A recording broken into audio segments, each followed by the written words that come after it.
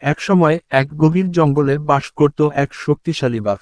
তার গর্জনে গোটা বন কেঁপে উঠত। কোনো প্রাণী তার সামনে সাহস করে দাঁড়াত না। সবাই তাকে ভয় পেত, কেউ তার সামনে চোখ তুলে তাকাতেও সাহস করত না। কিন্তু বনের এক কোণে বাস করত এক বুদ্ধিমান শিয়াল, নাম ছিল চালাকু। শিয়াল ছিল ছোটখাটো গড়নের, কিন্তু মস্তিষ্কে ছিল অনেক বড়। তার চালাকিতে বনের অনেক বিপদ সে এড়িয়ে গেছে। সে জানত, শারীরিক শক্তিতে বাঘের সঙ্গে পারা যাবে না, তাই বুদ্ধি দিয়ে লড়তে হবে।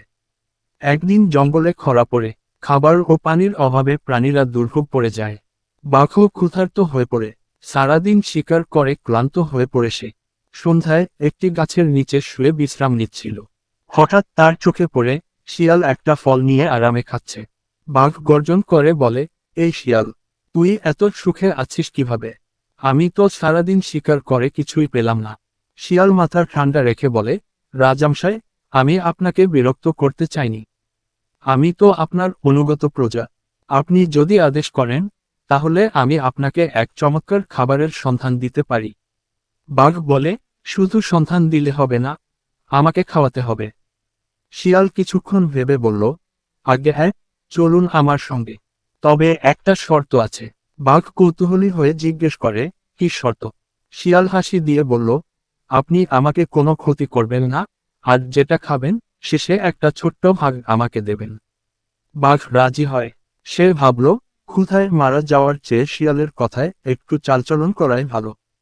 শিয়াল তাকে নিয়ে যায় এক পুরনো গুহায়। গুহার ভেতর ছিল একটি শূকরের পরিবার, যারা গোপনে সেখানে বাস করছিল।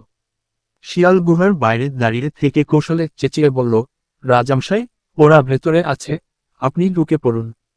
বাঘ ঝাঁপিয়ে পড়ে শূকরদের ওপর। বিশাল এক শূকরকে ধরতে সক্ষম হয় সে এবং তৃপ্তি করে খায়। খাওয়ার শেষে শিয়ালকে এক টুকরো হাড় ছুঁড়ে দেয়। শিয়াল হাড় নিয়েও খুশি, কারণ সে জানত, এই ক্ষুধার সময় এই বাঘকে ব্যবহার করা মানে নিরাপত্তাও, খাবারও।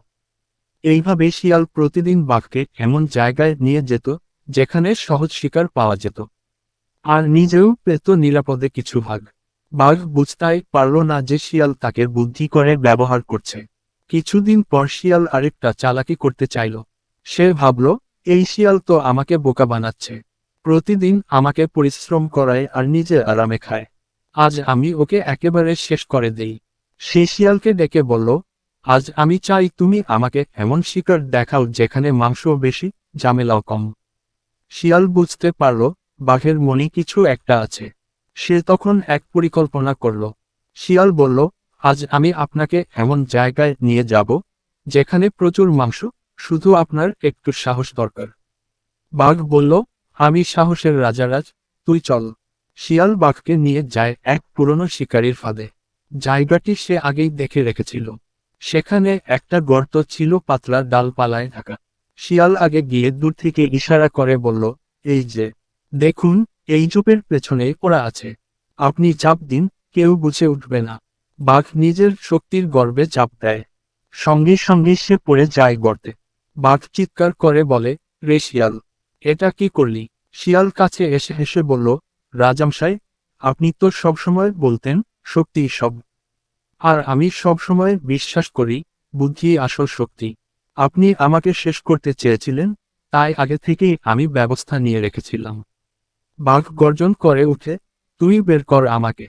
শিয়াল বলল, না রাজা, আজ আপনি বিশ্রাম নিন এই গর্তেই।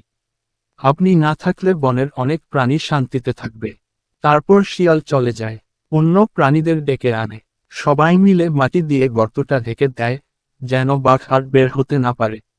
এরপর বনজীবনে শান্তি ফিরে আসে। প্রাণীরা শিয়ালকে শ্রদ্ধা করতে শুরু করে। কেউ কেউ তাকে বুদ্ধির রাজা বলেও ডাকতে শুরু করে। নীতি কথা, শক্তি বড় হলেও বুদ্ধি থাকলে যে কেউ জয় হতে